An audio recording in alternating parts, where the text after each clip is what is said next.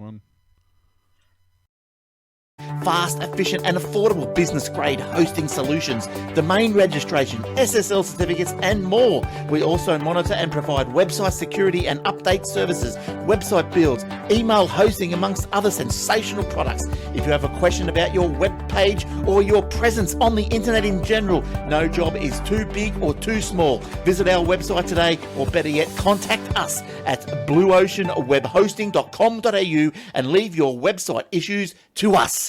Big ones, little ones, fiddly ones, powerful ones, the ones for the car or the truck, caravan, boat, mobility scooter, solar system. In fact, for any kind of battery, go straight to Battery Central Ipswich. They'll even help you when you know what you need to power, but have no idea what'll do the job. Battery Central Ipswich, 280 Brisbane Street, West Ipswich, behind the Yellow Building. Expert advice, better batteries, best prices, every day. That's Battery Central Ipswich. Welcome to episode 755 of the Aussie Tech Heads. I'm Jason Oakley and this is Will Tompkinson. Hey, Will. Hey, mate. How's things going up north? Wet. Wet? Really, like... What's going on with that? Stupid. It hasn't stopped raining in, like, 4 days. Yeah. And there's A friend more of on the mine way. came down from Bundaberg. They had floods and stuff up there, and he said the whole time he was on holidays up there, it just rained constantly and flooded. And Yeah, one of my customers was... they just had to get their vehicle... well, they had to leave it in the Northern Territory and fly back. They couldn't get through. oh, They couldn't. geez. The highways were shut back to. They had to come back to work, so they left their vehicle up there and flew back to here. And they're going to go back like I think it's like 2 weeks and try and 2 or 3 Drive. weeks let it dry out, and then they'll try and bring it back. Wow, that is nuts. It really is like it's yeah. We've gone from having ridiculously bone dry. We had what was called a green drought, which is basically just enough drizzle occasionally to keep the grass green and the trees growing. Yep. But effectively, like the dams were drying up and we were running low on water. And now we've got... The problem is we're still kind of in a drought because most of the water... It hasn't really rained much over the dam catchment areas, so the dams are still low. Yep. But we're getting flooding. Yeah. So we're still in a drought, but we've got floods. Find out where the flooding's happening and Put move it the down there. dam. Well, there was actually supposed to be a dam in one of those particular places, but what's his name? Whoever it was, the stupid environmental minister guy, goes, "Oh, it'll never rain enough to fill a dam." Well, it's rained enough to fill that thing 10 times over just in the last week. Yeah. So, but yeah, He was saying they got something like, was it 600 mil in a day, half a day or something? yeah, it was ridiculous amounts. I mean, yeah, it was half a meter, a bit over half a meter in a day, and they had that like one day. Then they only got like 200 mil the next day. Then they got like 500 mil the next day. Like, it was just a wall It was of like, water. that's their whole normal yearly amount. Oh yeah, it was more than that. Well, even somewhere like Swan Hill, which is technically, I think their average rainfall a year is like 4 mil more than what's classified as a desert. Yep. So they're basically a desert, and they've had like 16 years worth of rain in like 2 Wow. weeks. Jeez. So I think it's Swan Hill and Majura, somewhere down there. So yeah, it's not just Queensland. It's all The over clouds the are like, show. sorry, we make up for the last 16 years. We'll just give it all to you now since we've been holding back on Oh. yours. It's really weird. But the thing is, it has been so muggy. Like, it hasn't dropped below 90% humidity for 4 or 5 days. Yeah. So everything's just like, we've had the aircon in the house just to dry the house out because Wow. everything's just so wet just from the humidity. Even if it hasn't actually been wet, like at work where we don't have an aircon, like the bench tops and everything is just damp all the time. Oh no, it'd And- be terrible to work with. It's so bad. The floor's always slippery because it's just got this fine film of moisture on it, Yep. So you just got to be super careful. But yeah, we had, was it last night or yesterday afternoon? We had 16 mil in like 3 minutes or something. It was just no rain, and then it was just a wall of water, and it was no rain again. How do you what do you do with that? We've had nothing like that here. It's just been occasionally overcast, and that's about it. Yeah, well, I mean, that's not a bad thing. You guys got flooded last year, so you made up for it, I guess. Yeah. Yeah. We had the bushfires, took out all the trees, and then we had flooding, and now we're having a little bit of a break. Touch wood. Letting everything settle back in again. Yeah, yeah. So In the meantime, I've just been doing my old VZ game, creating a version of Rogue, an old game from the 80s. It just uses ASCII characters So- for all of the terrain and the monsters and the main players and that sign and stuff. it's like a step up from Zork. Yeah, It's like a cross between Zork and Legend of Zelda. Yeah. It's like kind of looks like that. didn't we yeah, that's it. Wasn't there a did I send you that link? The guy who remember me so a lot of people have heard of Zork, but not a lot of people heard of Myst, but it was kind of the same game. And then later on it became more and more advanced, got more graphics, it actually became a full blown like first person puzzle game basically. But did I send you the link about from the creator interviewed, and he was basically saying that he almost didn't bother to write the game. Oh, right. Like he ran into like you're running into limitations and all sorts of stuff, and he's like, "Oh, I can't be bothered." Yep. And it almost didn't exist. Like it's only you have to watch it if you're into that sort of thing. Go watch it on YouTube. But basically, yeah, the game almost didn't exist. Which, if you're into that style of game, Myst is one of the pivotal games of that era, and the way it redesigned or restructured what was sort of I guess what was becoming a dying sort of franchise. Yep. So There's a couple of guys that have been busy on the VZ Facebook page. They released Hitchhiker's Guide to the Galaxy port, and which I got to have a look at that. they did Zork. They did a pirate one, and now they're working on the Leather Goddesses of Phobos, which is a bit of a naughty I adventure was going game. to say for that Infocom. sounds somewhat interesting. Yeah, I've never actually played it. I probably had a copy of it years and years ago on a Commodore 64 or something, but getting it to work on the VZ, he said, is very, very difficult because there's not very much RAM and there's only a little bit of the floppies are only 78K on each side, so trying to fit all of the dialogue and everything into one floppy disk. So usually you load it up on one disk image, and then you switch over to the actual data for all the places you're visiting and how it's all laid out and stuff. But they reckon they're going to do it, so Okay. they're having fun, and we're getting all these new adventure games that we never had back in the day because everyone said it couldn't be done. It's funny like that, isn't it? Like there's more progress being made now with For the old retro computers. yeah, with old technology. I mean, is it because there are like memory expansions and stuff available, or is it just because people understand the process more and are able to do more with it? I think there's a lot more resources. I'd never made an assembly game or any other language back in those days because it was just so complicated and there wasn't a lot of resources, particularly in Australia. I mean, over in the UK there were a lot. I'm making stuff now only because I'm writing the tools that are helping me port stuff to the VZ. But yeah, I haven't.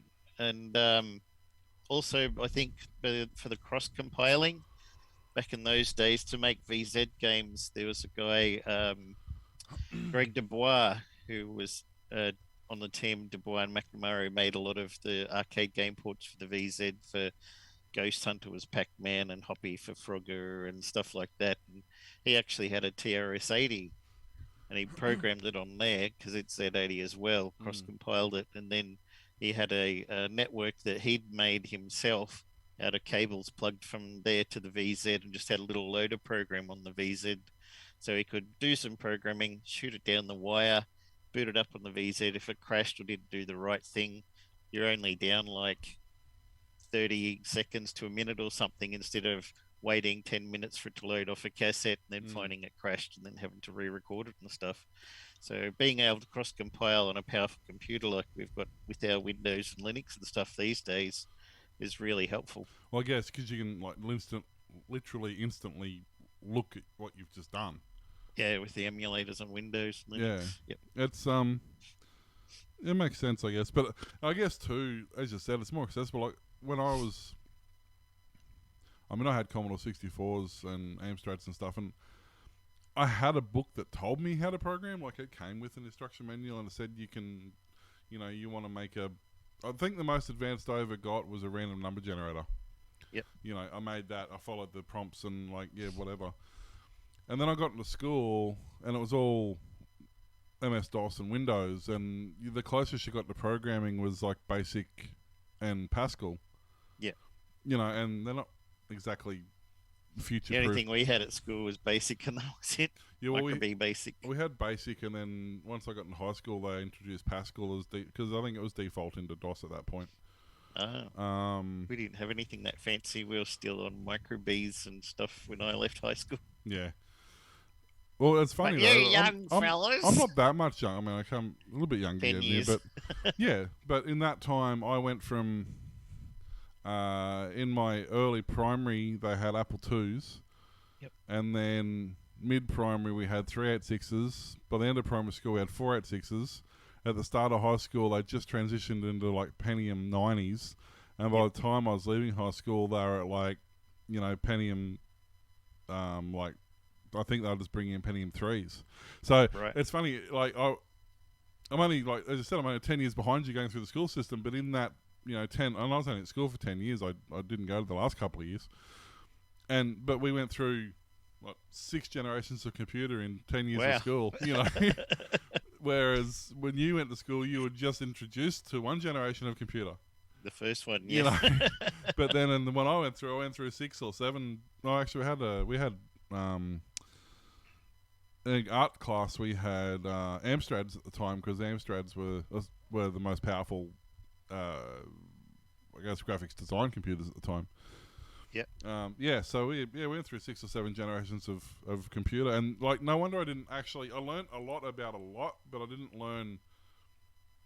I learned a little about a lot. I didn't learn a lot about anything because we didn't have the one thing there long enough to learn that much about it.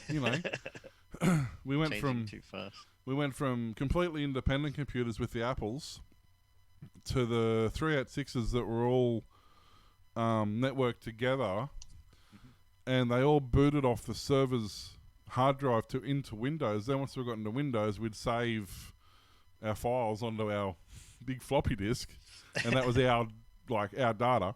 The teacher would take that, but we discovered halfway through the year that if we, say, went into mouse properties and changed the mouse from right-handed to left-handed, we'd completely screw over the next class because it would change it on all the computers because they all booted a common OS back then. So, simple stuff like that, and then you progress to bigger and badder tricks like figuring out you can unplug the terminator off the end of a network and completely bring it down the entire network. Or you could format MBR and it wouldn't affect the computer till somebody rebooted it later that day. Yeah. So it went from harmless pranks to completely destroying servers by the end of year 10. We also had a guy, Jason Weber, was asking on the VZ group a lot of questions. He'd borrowed some VZ computer parts, peripherals and stuff from Ben Venn, who does electronics. He has got a little shop online that he sells electronics. He did the memory upgrade and SD card cartridge that I use for testing my games on real VZ. And his YouTube channel is Mr. Lurch's Things, and he did a whole video presentation on the VZ200, 300 and laser and that, and played some games on there and showcased 3 of my games. Nice. And he's got like, I think 3,500 subscribers or something, so a lot of people commenting on there. And one person actually said, "Oh, it's about time Jason Oakley's games got just showcased on YouTube by somebody." So I was like, "Oh wow, somebody! I got a fan somewhere." It wasn't me. No. I don't know who it was, but I did know this person. But yeah, this good video if you want to watch that. He talks about a bit of the history of the VZ, showcases some of my games. And somebody else said, "Oh, when I originally saw the VZs, I thought, oh, what terrible color scheme for graphics and stuff." But watching these newer modern games, I think it's pretty good actually. So Yeah, I mean, like my new games. it kind of was in some respects. Yep. So, but we had a listener. I'm just trying to bring up. Do you want to thank the? While I'm trying to find this, do you want to thank the patrons and all that sort of stuff Yeah. for us? Thanks everybody for subscribing to our Patreon and coffee and however else you send us money. We usually have big yellow bouncing skulls and things, Yeah, exactly. and we appreciate it. It keeps us going. Pays for our account on Zoom because we record all of these via Zoom. We tried like 10 to 15 different video chat programs, and in the end, Zoom was the only one that was stable and worked every time. So Yeah, really did. we have an account there and pay for it, and just shows that you appreciate our show. And sometimes we even get people writing in. We got something recently. A guy said that it was about time that we started talking about some Linux on our Yeah, show, which I thought we did on and off. But I was just looking him up. Don Brown, Dom Brown. Yep. The Dom.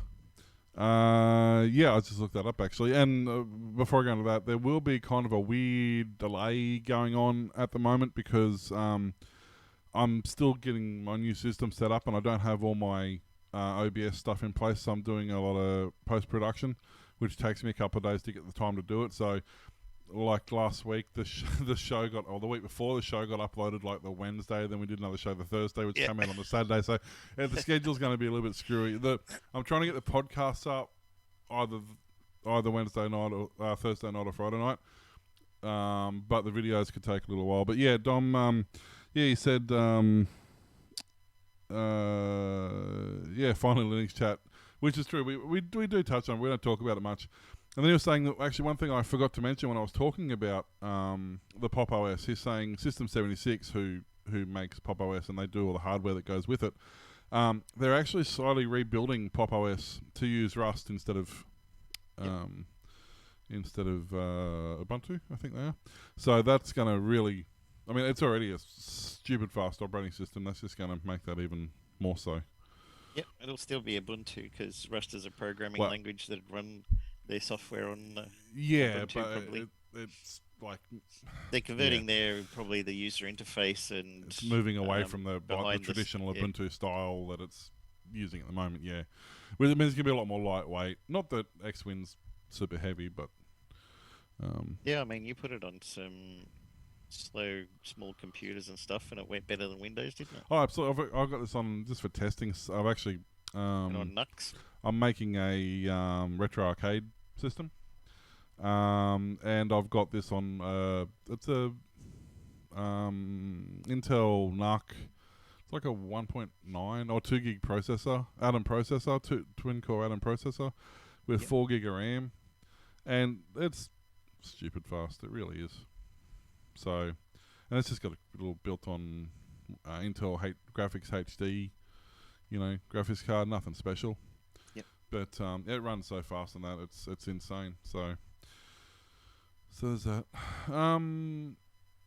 You were speaking of Linux. You do have a Linux story, but just quickly before that, no, you don't have a Linux story. You got an NVIDIA story. Oh, I don't know. You've got a story. Linux story later. Hey, I swear, I know what I'm doing. I promise. We're professionals, damn it. We're something. What was I going to say? That's it. I'm lost completely. Oh, we discovered just before the show, and it looks really horrible, and I need to watch it later, that at some point, I'm guessing it was in the late 80s, I'm assuming? Very early 80s. Early 80s, was it?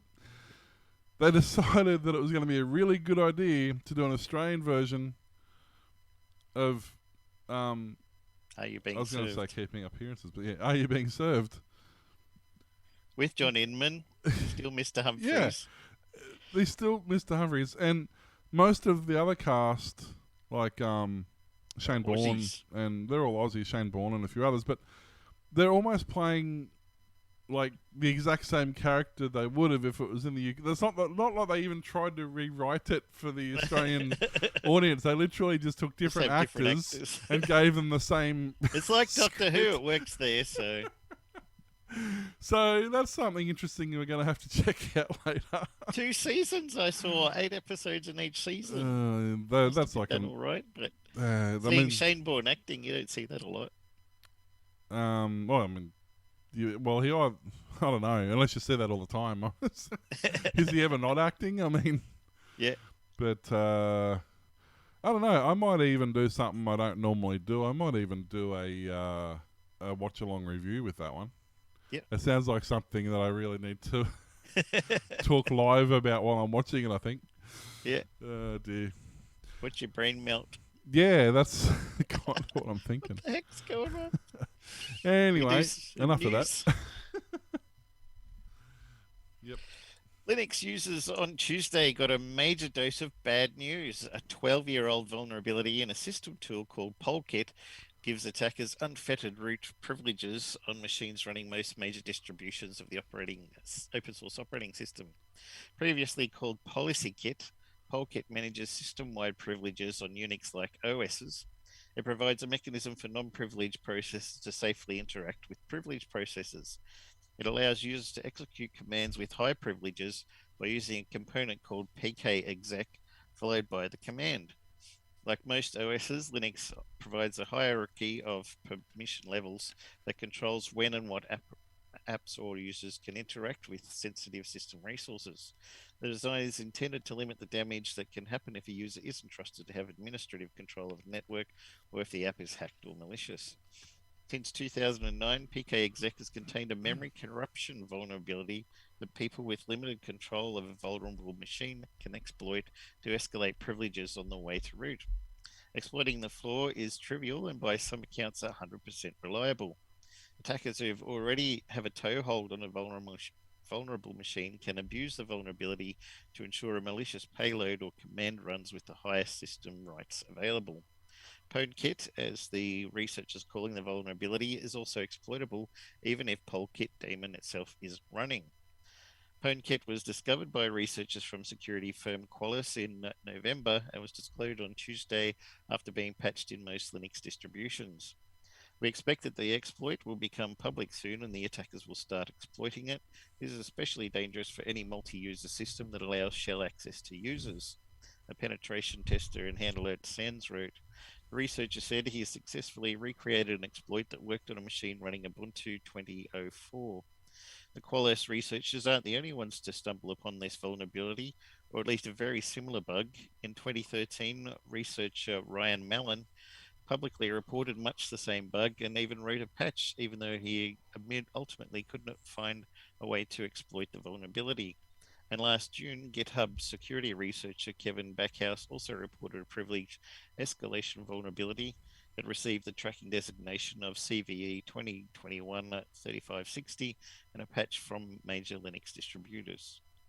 Major Linux distributors have released patches for the vulnerability, and security professionals are strongly urging administrators to prioritize installing the patch. Those who can't patch immediately should use the chmod 0755 user bin pkexec command to remove the SUID bit from pkexec, which prevents it from running as root when executed by a non-privileged user.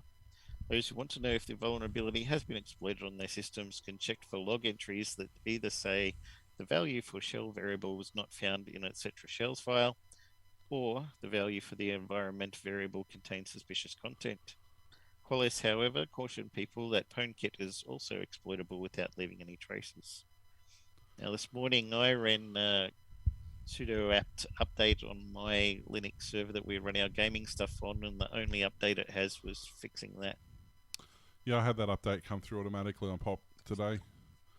They had one attempt at it this morning, but apparently they didn't get it, so they sent out another one tonight.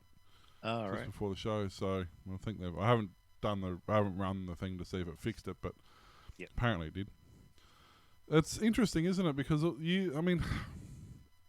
kind of a double-edged sword. On the one hand, they're saying, okay, yes, it's an exploit, but nobody's actually been able to figure out anything to do with it. Yep. Like, okay, they can access. You have to actually get an account on the server first, so there has to be some other exploit to get you on as a user account before you can escalate to root on which there. on a commercial server is very highly unlikely. On a system like yours or mine, probably the default gives you a guest access and stuff like that, so you could probably get on that way. But in a commercial application, that's going to be pretty rare. They'll have a lot of firewall rules and tripwires and stuff. Or whatever. Yeah, unless you're the Balranald Council and you had admin and admin one Login. was the username, and admin one was the login for the username. But so it was funny. It was one of the few we de-escalated the privileges on admin and used admin one because nobody knew. But yeah, but it's one of those things we've always said. Linux is very secure remotely and generally only has exploits if you have physical access to the system. Yeah. I guess this is one of the few exceptions of it. But as I said, like, it's not a very practical exploit. I mean, they can't really. I mean, I'd imagine there's probably a few little things you could do, but as you said, without user access. And if you can get user access, well, that's kind of irrelevant because you've got user access anyway, and Yeah. you know, Keep them out of the server in the first place. You don't have the problem. Yeah, well, that's it. Or just store everything in trash because that works, right? Yep. Trash 80s. Or garbage. They were unhackable because they weren't on the internet. Yeah, I was watching a guy put his this is Commodore 64 or something like that. Yep. No, I can't remember what it was. Was that 80? One of those things anyway. He put on the internet the other day and fired up a billboard. Someone's putting together a cartridge that expands the RAM of the VZ, does the SD, well, not SD card. He's doing USB thumb drive plug-in for your games and stuff, and also Wi-Fi. Nice. I think Wi-Fi, really, you could do without everything else if you had Wi-Fi access. Yeah. It Extra memory and Wi-Fi, and I'd be able to go on some BBSs from my VZ, which would be really cool because I've never done anything like. I haven't got on any BBSs ever, so. Well, you have. Great. Well, you're doing the Dragon one the other day. Yeah. So there's actually, and we only discovered this the other day. There's actually some legit BBSs still kicking around with SSH access or Telnet access, and Linux by default has Telnet in its command prompt, so I could literally just go in there and log straight into these. Yep. These BBSs. It was brilliant. There are games on there that I used to play forever ago back in the day. Yeah. So it was brilliant. That was actually a lot of fun. I'd forgotten how much fun I used to have playing on those. I remember years ago there was a person who had their Telnet port left open, and if you telnet to this port, it would start printing on the screen a long time ago in a galaxy far, far away, and then go through the whole scroll. The text scroll that they had at the start of time. But years ago there was it was either Telnet, I think it was Telnet access, to one of the last reel-to-reel servers in, I think it was in Melbourne University. Yeah. You could actually telnet into it and get it to do like a memory recall from the reels, and you could there was a webcam on it, and you could watch the webcam. So when you accessed a part of the tape, you could actually watch the webcam, and you could watch the reel spin back to where the start of the memory marker was for that particular section of tape. It was actually really cool. Somebody else did I don't know how much of it they did, probably like 5-10 minutes of ASCII character animation of Star Wars: A New Hope. So do the scroll up the screen with the writing. I've seen the ship, yeah. And then, yeah. And there's another one I saw did the TIE fighter and the X-Wing battle through the center of the ship. Yeah. Through the trench. Yeah, I've seen that one too. That was cool. I think they cheated a bit though. Well, I think they did on that one. They basically it was like a corridor crew video. They took existing footage and basically re-rendered it. Mm-hmm. They didn't do it from scratch. But yeah, so that'd be interesting. Hopefully, so basically, if you're running Linux on a server, just make sure you do your updates. They're probably not all out just yet, but I can't imagine them being too far away. Yeah.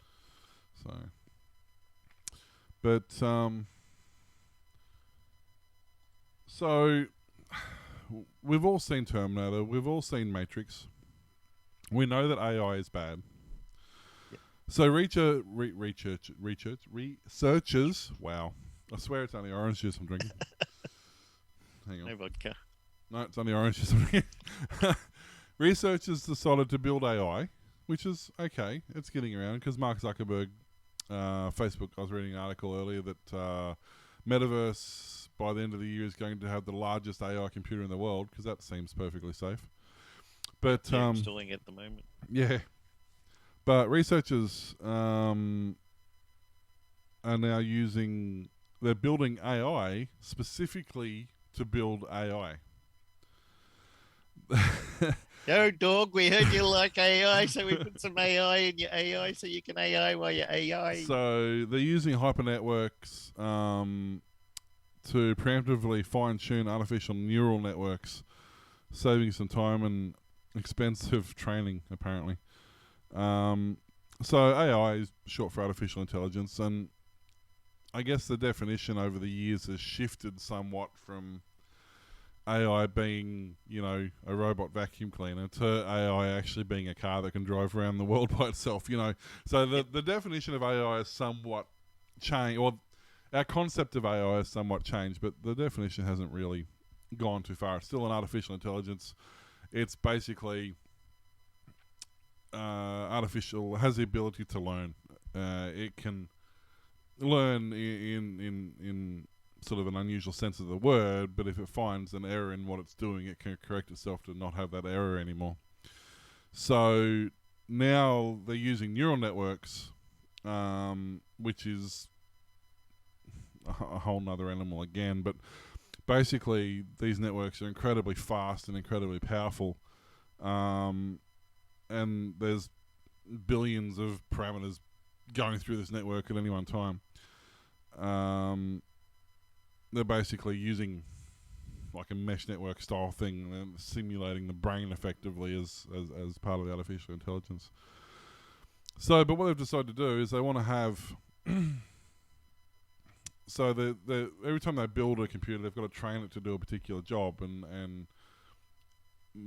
get that robot to understand, because you can't really program AI. You can program in a basic set of parameters, and then the machine learning takes over, and you have to train that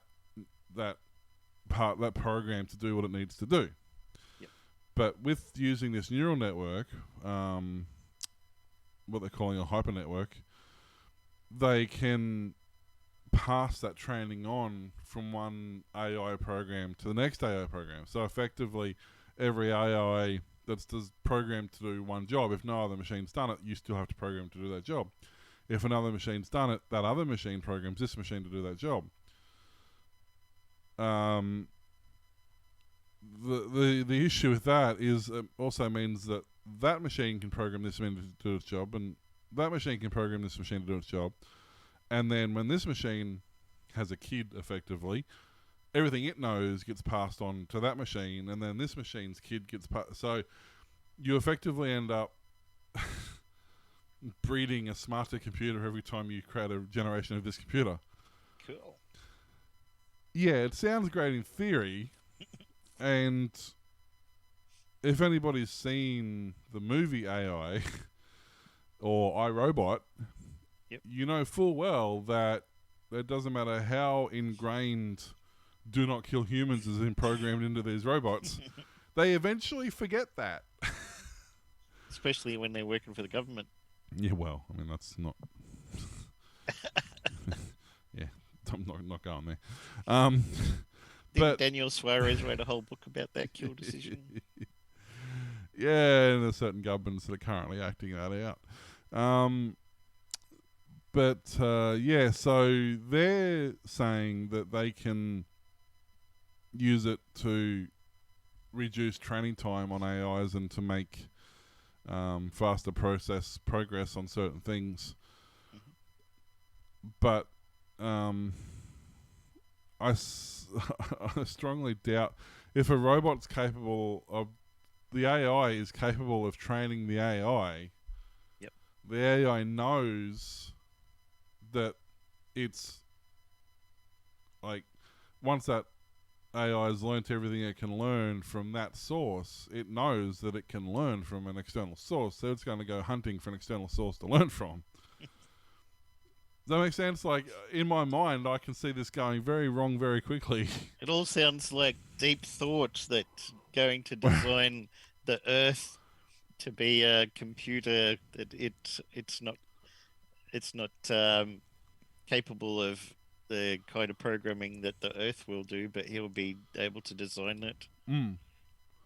But, and they're saying here that they trained a GHN2, which I guess is the machine that they're using. They trained it for 500 previously unknown concepts. Like, so there's 500 things they've taught this robot. They haven't taught anything else. That that robot then kind of figured out that it could learn and came up with a something like a I can't see it on here. It came up 95% accuracy. It then derived 2,500 more procedures from those procedures that it was taught, and then predicted a further 5,000 procedures with 60% accuracy. Wow. So not only was it taught something, it then created a further 500, a further 500 or whatever it was, 2,500 iterations of what it was taught. It designed, and then it theorized that there was about 5,000 more it could design. Yeah.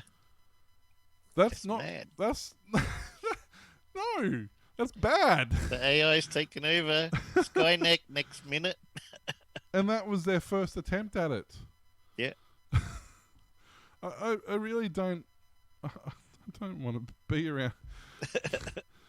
I mean, we're surrounded by adults that can't think, and we're going to be surrounded by robots that can think. So I'm not quite sure what to make of this situation.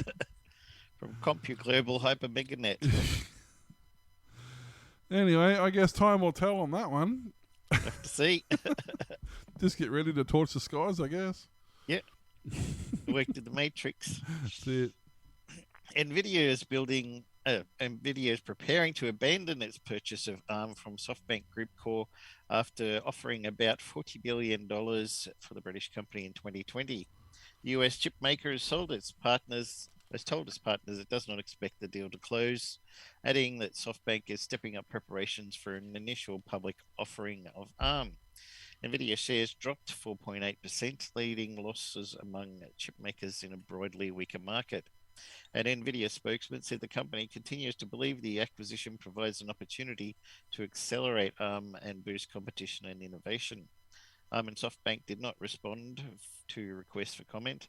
The deal has faced several regulatory hurdles, with the US Federal Trade Commission suing to block it in December. The buyout is also under the scrutiny of the British and EU regulators amid concerns it could push up prices and reduce choice and innovation. Earlier in the day, a European Commission filing showed that the EU antitrust regulators have resumed their investigation of the deal and set a new deadline for May 25th for their decision. Jonathan Carter, the new head of the US Justice Department Antitrust Division, has said he would seek to stop mergers that pose any competitive concerns rather than striking deals for concessions that would allow the transaction to close. CEO said in July last year the company had contemplated an IPO, but that would hurt its ability to expand and invest. I do think it's safe to say the NVIDIA would likely have invested more, possibly much more than hypothetical public investors in ARM might be willing to stand, said Bernstein analyst Stacey Rasgon. Well, that's what when we found out a few weeks ago that they were buying for this, I said, well, hang on, aren't they doing an IPO? Like, that wasn't... They literally offered to buy it the same week they announced their IPO. Like, I don't really understand what was going on there. And I was just reading an article earlier that AMD's just said, "Hey, our factories have reopened and we're back making chips, so there's no more chip shortages for us." And Bitcoin has dropped like a lead Oh, it didn't balloon, it? and a What? lot of graphics cards are therefore a lot cheaper right now, getting cheaper all the time. Yeah. Yeah. I don't. I mean, that was just complete coincidence, like the timing of that, I think. But it doesn't matter though, because half the graphics cards they're using now are nerfed for normal displays anyway. Yep. Like they've so been. Um, I think the 3050s were becoming popular now. yeah. Yeah. Well, you don't really know because most of the stuff that's been bought in the last 12 months has just been price orientated. Yep. So who knows what actual.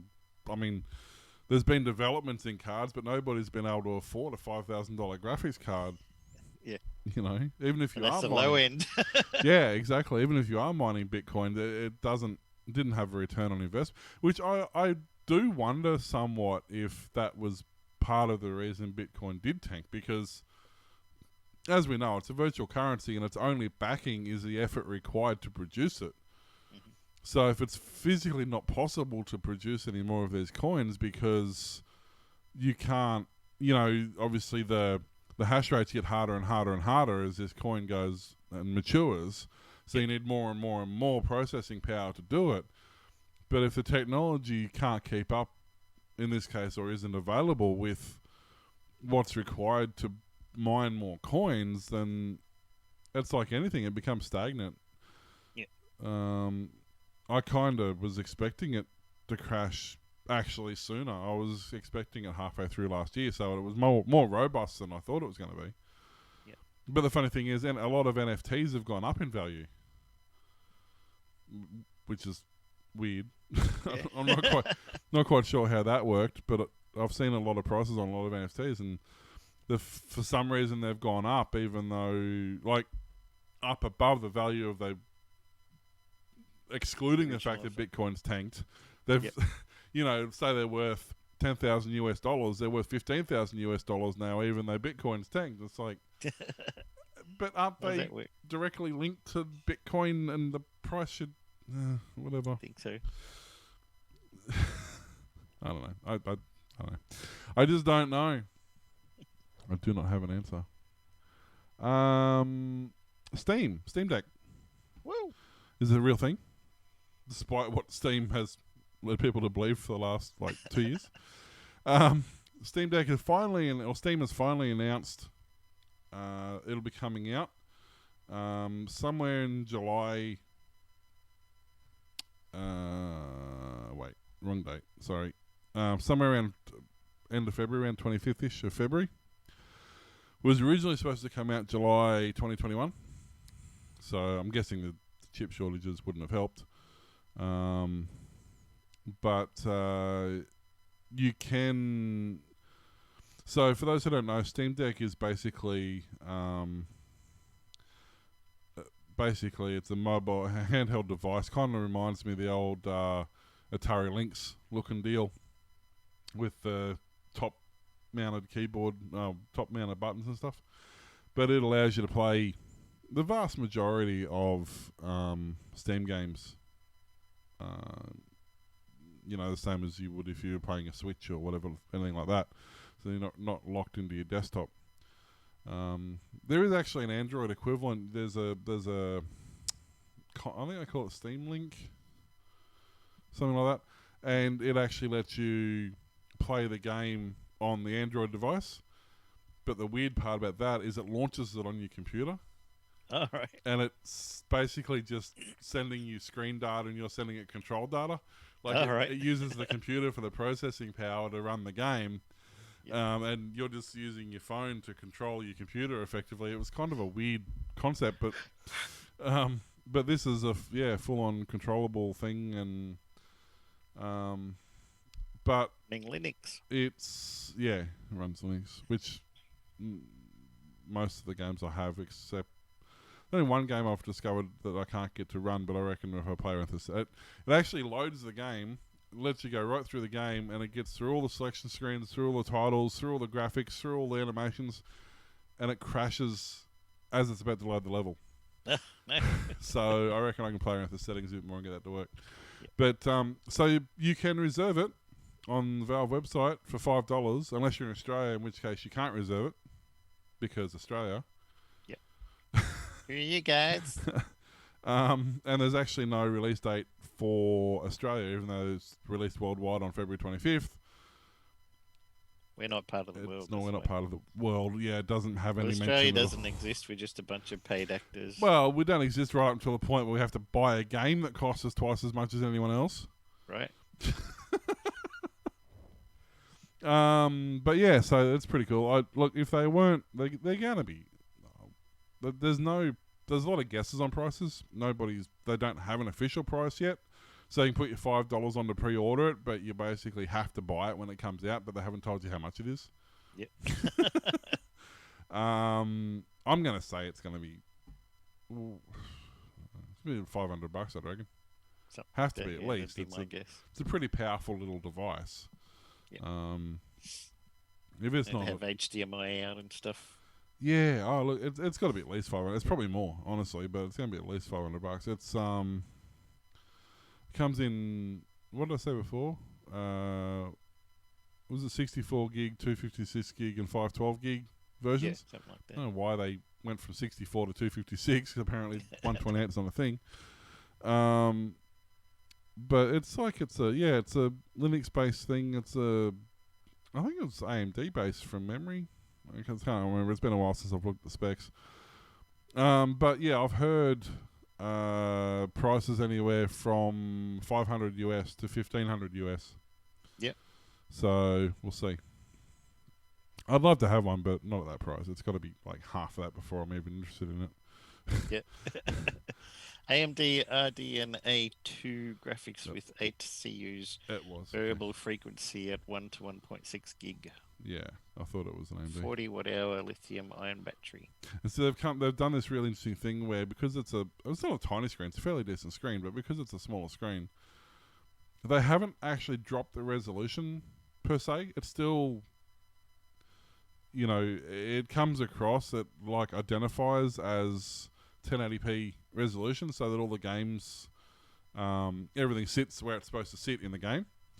But they've done like this weird resolution scaling where they've like taken out 3 of the 4 pixels or something, so that the screen thinks it's 1080, but it's not really, or something, and it basically saves processing power and makes the game run faster because it's not trying to display all these less pixels. Battery too. Yeah, it would use less battery. But when you dock it, it can do up to 8K at 60 hertz. Yeah, okay, 8K, but it doesn't actually do 8K. I mean, it could be 1080, it could be 720. You couldn't tell the difference, honestly. I mean, it's not that big. I can't tell the difference. No, I mean when you dock it and it's outputting to your 8K TV. Yeah, I still don't think it'd be doing true 8K. Like, it'd be emulating. Okay. I can't. Well, I mean, it might, but I can't see a graphics card that small being able to do a game in 8K. I mean, my card doesn't even like doing 4K, and it's not exactly a small card. Yeah. I don't know. Maybe it does, but I would struggle to see how that would do that. But I mean, I don't know. Like, I've got a TV that does 4K.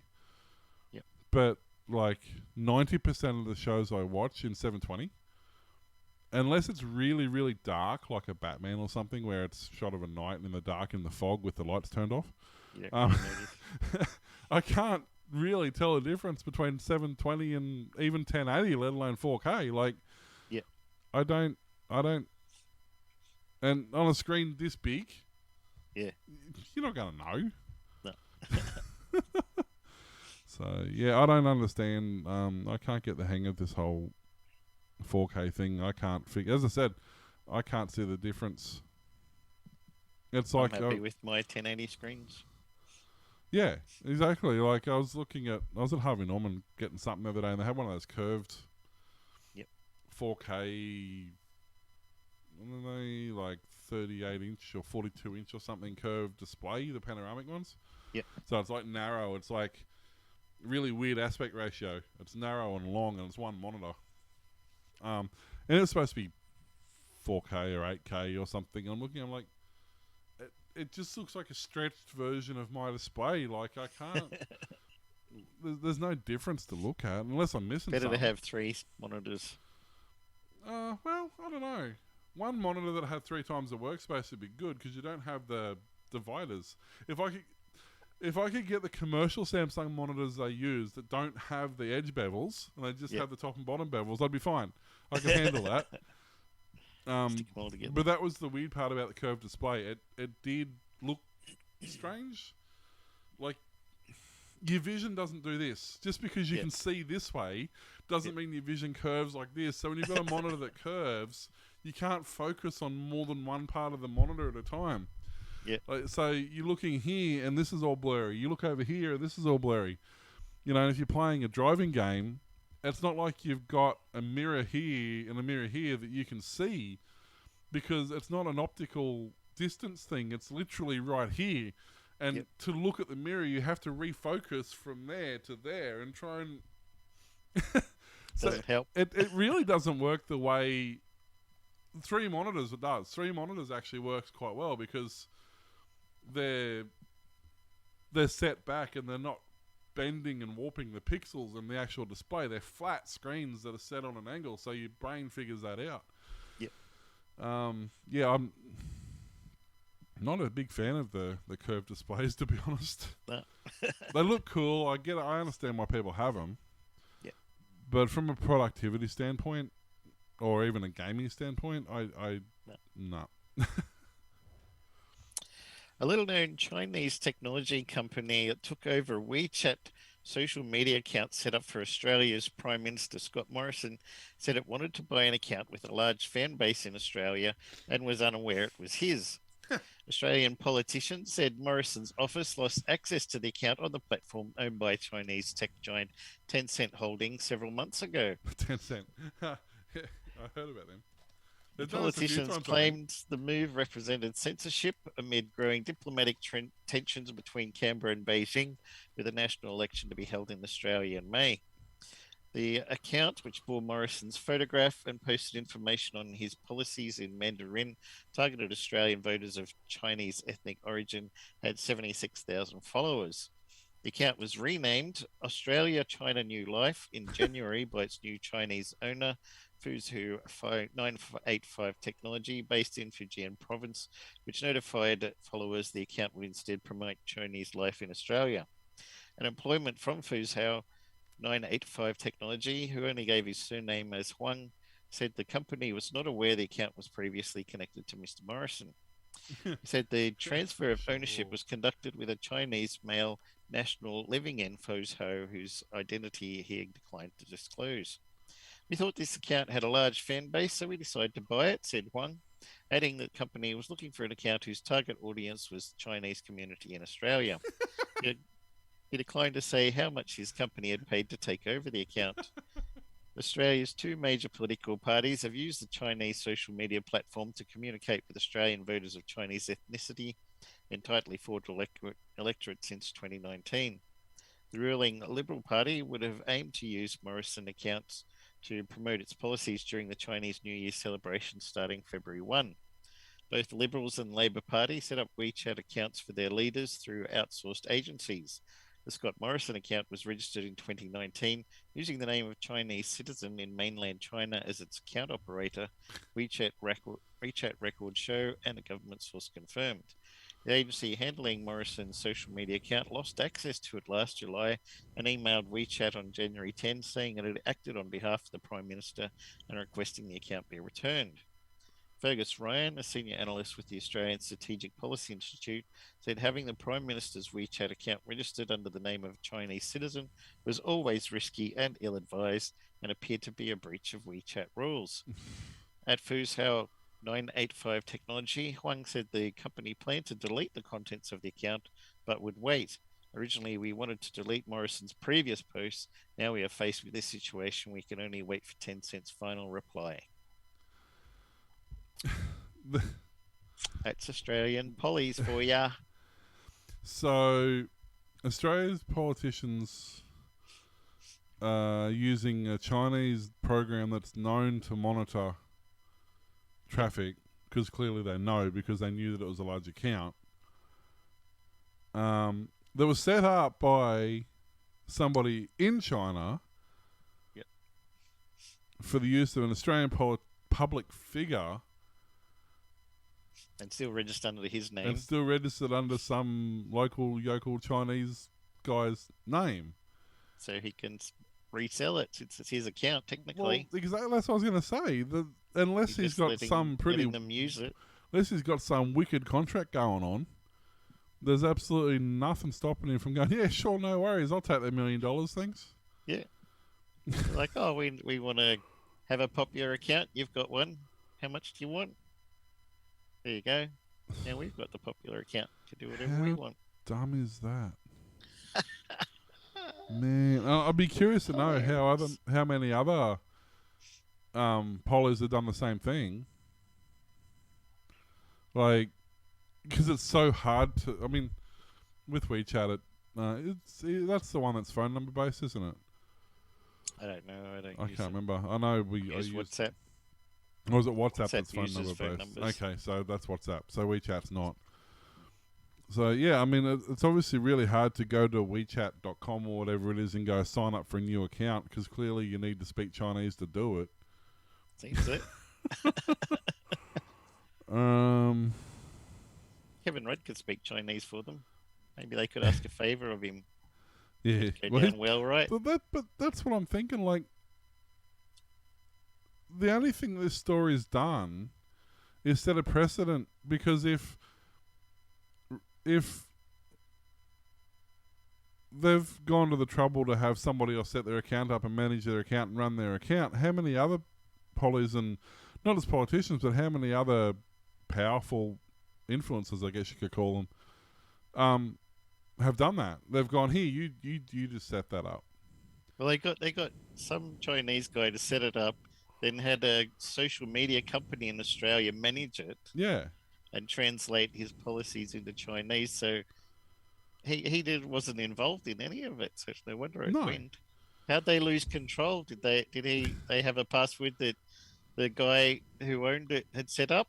Or was it his email address for recovery details? Because you had to be registered Chinese email address, or a lot of these accounts I know don't, like Facebook does, YouTube does, but a lot of accounts don't have like a tiered structure, so you can't have somebody else. No, but what I want to know is how, if I set up an account for you, you've got the username, password, you've got your email address. Yeah. I can't just ring up WeChat and say, hi, give me Will's account back because I was the one who set it up. The thing is, though, if you've got the username, email, and password, which you would if you set it up, because you're the one who set it up. They should change that. Yeah, but if you're the one who's got it, I don't know if you can. You know what I mean? Like, the media people would just use the password they give, because you provide them with those details. Like, it's the same thing if we have somebody post on our Facebook or Facebook and YouTube, and Google's okay because you can give somebody privileges, but someone like Twitter, you can only use that account. You can't really set up a separate account to give somebody rights to do that. So I would have to give but what I mean is, if I set up an account for you, then you can change the email address to your email address for a password recovery, then change the password. I can't access it anymore. No, that's right. That's what they should have. Which is what I'm saying is probably what's happened here. They're probably not the media company. It's probably the guy who originally set it up. Yeah. It was probably still under his email address. Yeah. So they found him. They found him via that. Why would they leave that unless you had to have a Chinese email address to register a WeChat account? No, you don't. But that's why would you get Joe normal user to set up an account for you and then leave it 100% in his control for a government agency with a social media company who's hired to do it? He probably didn't even know that he had it. Yeah. The media company probably would like. Either it's not a very good media company, or because our technologically inept Prime Minister has just left the password as whatever Joe Public was who set it up in the first place, and his email address went, yeah, that'll be fine. He won't screw us over Yeah, and sell their account. That's what I'm saying. That's exactly what's happened. Yeah. Like, they've just left it as the details he's provided. Because technically, I guess... Well, see, technically you'd have to, like, if I give you my Twitter account details, then yes, okay, you can... Like, if you have access to my emails because you want to post on Twitter and you need to verify them, then you're going to have that. So then, yes, you could go and change the password and username and email address on my Twitter account. But the thing is, if you're doing that for me commercially, you kind of can't because it's actually my account. You're just managing it. Yeah. So I'm still the one who. But it wasn't his account. It wasn't the Prime Minister. It was his account, not the Prime Minister or the social media company in the middle. Yeah, that's what I'm saying. Yeah. Like, so he probably said, no, you can't change the username and password. But why he's got it in the first place, that's a whole nother animal Do altogether. we see a big security risk here for a government? But that's what I was about to say. If the Prime Minister's done that, who else has the same path? You know, the same. Well, I said both all the Liberal and Labor MPs have got all the same thing set up. Yeah, Both yeah, the yeah. Liberals and Labor parties That's set up right. WeChat accounts for their leaders through outsourced agencies. But that's exactly right. Is The it, outsourced but agency. is it just the got it outsourced from agency, or is it the guy? Well, yeah, is it they got it from somebody else?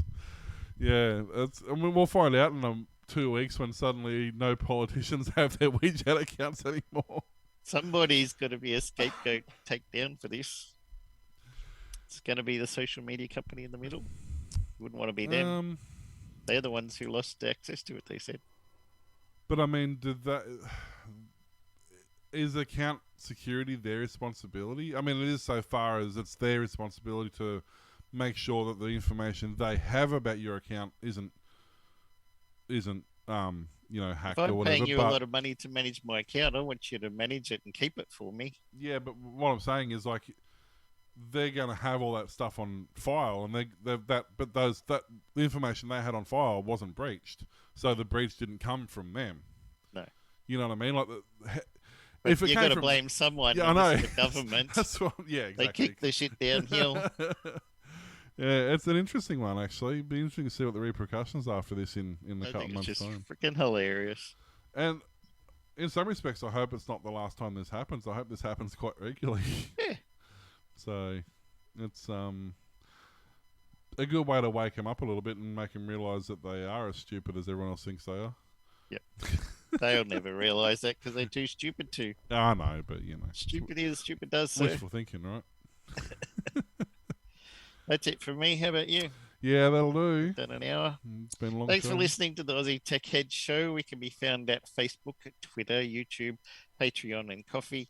Email us willowwarlock at aussietechheads.com.au and go to aussietechradio.com 24/7 playback of tech-related shows. See you next time. Bye.